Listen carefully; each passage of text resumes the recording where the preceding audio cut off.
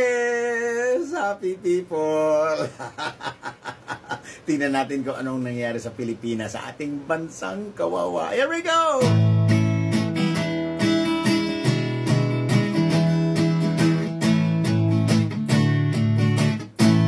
In my own observation of the whole situation, naghirap ang ating nation dahil sa too much corruption.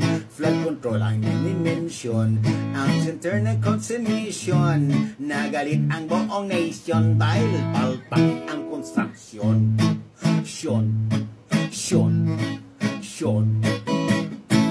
Congressman at kontratista, DPWH magkasama, ipapatawag sa Senado, kukwestiyonin ni Marcoleta.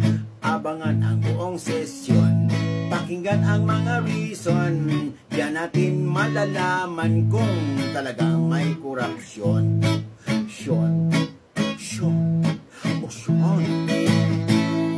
Ang mga kontratista, ang lalaki ng mga mansyon, mga kotse ay imported, binili dahil sa payong.